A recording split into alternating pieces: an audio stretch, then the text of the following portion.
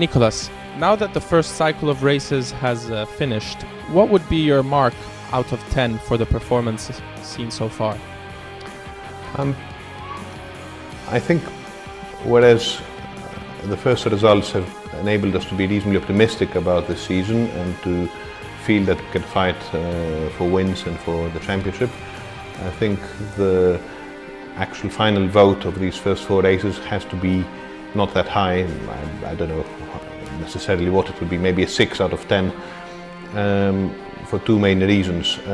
One is that we are not quite where we want to be yet. We are not quite able to fight for the pole positions yet.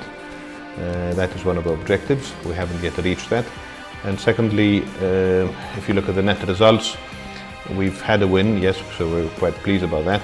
We've been able to fight, but we've also had 2 very bad results where we've had very few points out of. So I think the net outcome has to be maybe something like a 6. But clearly, in terms of optimism, I think we can be optimistic for the future. In terms of competitive performance, this has been the best start of a season since 2008. What has changed?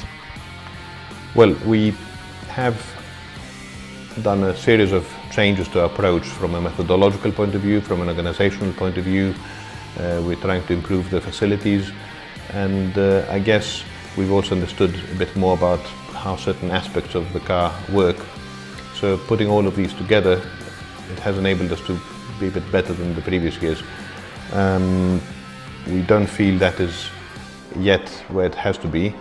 We feel that we are only halfway through these fundamental changes, and we are still working to improve all of these parameters: methodology, organization and facilities, for example wind tunnel, and so it's a continual process.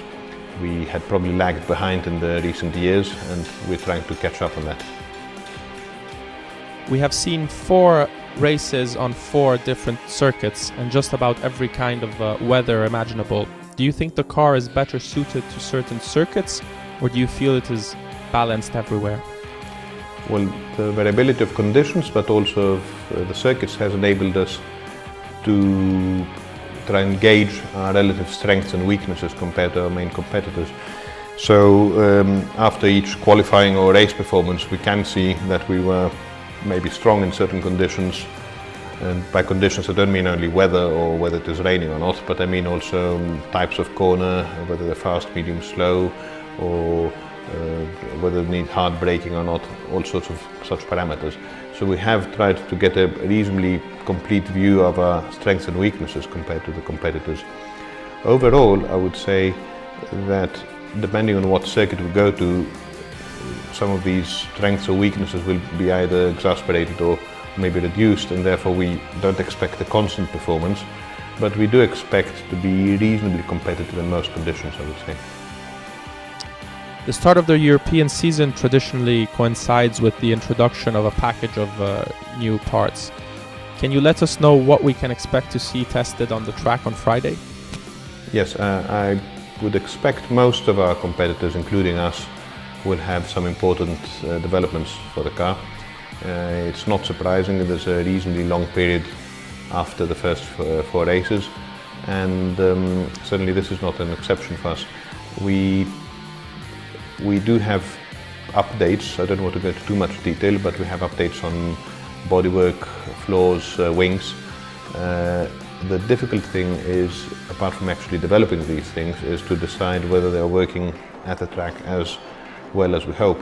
So the objective is by Friday evening to have a clear view about what we're going to take to the race, and hopefully what we have been measuring in the wind tunnel will be confirmed.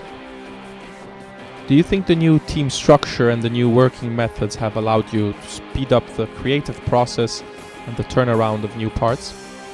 I think so, yes. It's been one of the objectives we've set out with Pat Fry, to reorganize the place and to give more time to people to think.